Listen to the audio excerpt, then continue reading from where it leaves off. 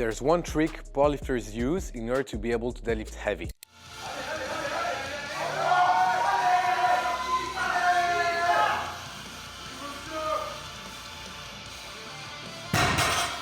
And if you're not feeling strong when you deadlift, this will definitely be a game changer for you. So today I'm going to do a complete slack pull tutorial, and you'll see it will transform your deadlift.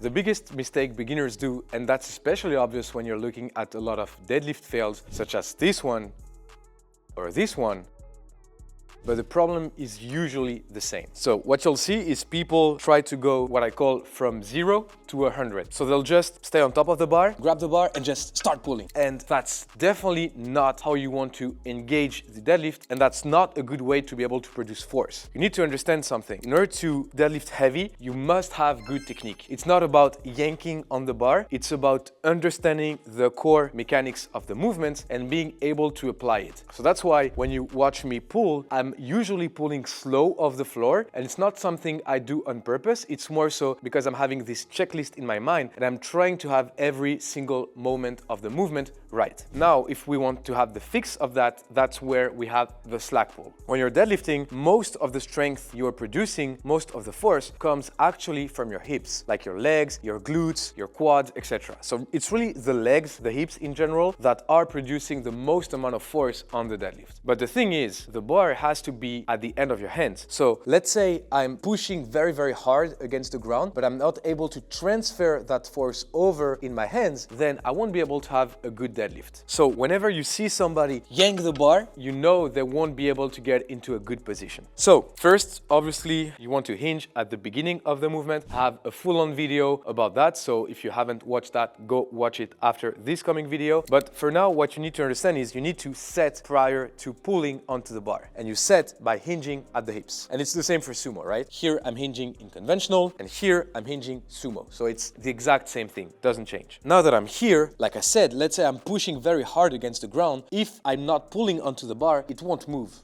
Makes a lot of sense, right? In order to properly pull the slack, you first need to engage your back. Because if I'm trying to pull and my back is not engaged, it will then collapse and I won't be able to have a good position throughout. Because unlike the squat and the bench press, the deadlift doesn't have an eccentric phase in order to load the muscles. On the bench, you have the eccentric phase because you load your pecs, you load your triceps, your deltoids on the eccentric phase. Same with squats. You load your quads, you load your glutes, whatever. On deadlifts, there's no loading.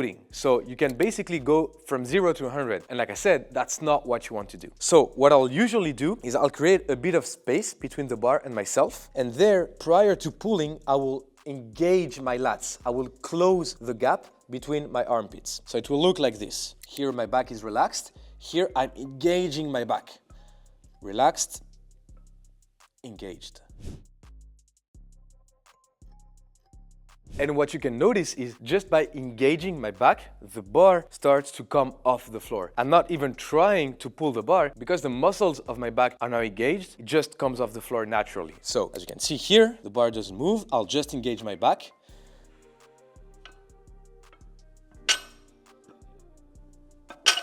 You see, it just comes off the floor. That's the number one thing you want to do prior to pulling on the bar. Engage your back muscles.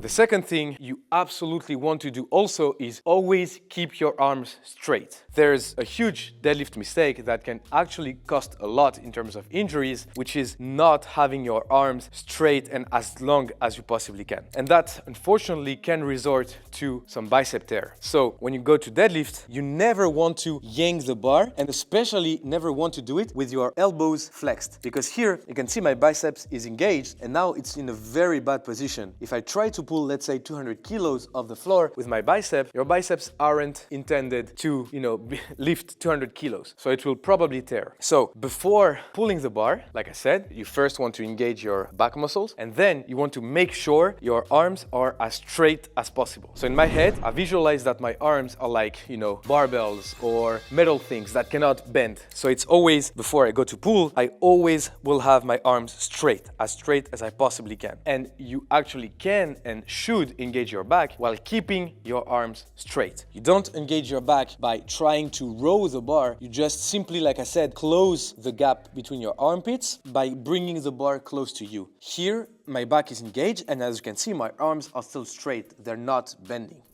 Now you have those two key points. The third one is actually pulling onto the bar. And there's a really quick exercise I like to use in order to make people understand that. You just want to grab a very, very light bend. And from there, you want to take your usual deadlift stance and pull in order to raise yourself up. So as you can see, I'm hinging here, I'm pulling onto the bend, and imagine the bend is the bar. So it's actually not doing something like this, it's really pulling and getting my hips through. I'll do it one last time. As you can see, imagine it's the bar, I'm pulling, and then I'm able to complete the lift. Once you did that 10-15 times, you'll actually get a good understanding of the mechanics. And now, obviously, we want to transfer that over to the barbell. Like I said, I'll hinge first, engage my back while keeping my arms straight, and now it's just about pulling as hard as I can on the bar.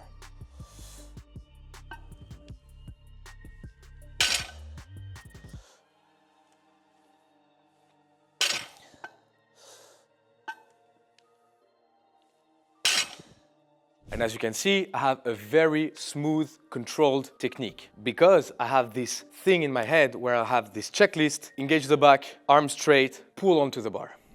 There's one pro tip I want to give you in order to be able to maximize the slack pull into your deadlift. Like I said, the slack pull is very important, but it's not where the most amount of strength will come when it comes to deadlift. It will actually come from your hips, your ability to hinge and push against the ground. Now, the problem is if whenever I grab the bar, I'm immediately pulling the slack very, very hard and my hips aren't into motion, by the time they're there, I'm not able to slack pull 100% anymore. Imagine your slack pull ability is like limited in time. Let's say you can pull the slack as hard as you can for 3 seconds. If on those 3 seconds there are 2 seconds where you start to pull and your hips aren't in place, the bar won't come off the floor, right? Here with 70 kilos, obviously I can break the bar however I want, but the thing is, if I load 270 for instance, and I'm pulling the slack and my hips aren't in place, the bar won't come off the floor. So you want to have the slack pull, but you also want to have the right timing with the slack pull. So you want to pull the slack as hard as you can when your hips are in place. So for instance, here, my hips aren't in place. So if I'm pulling the slack, it will come off the floor because it's only 70. But if it's more kilos, it won't come off the floor. So you want to have the right timing between hips loading and hips in place, and then pulling the slack. So it will look something like this. I'm not pulling the slack,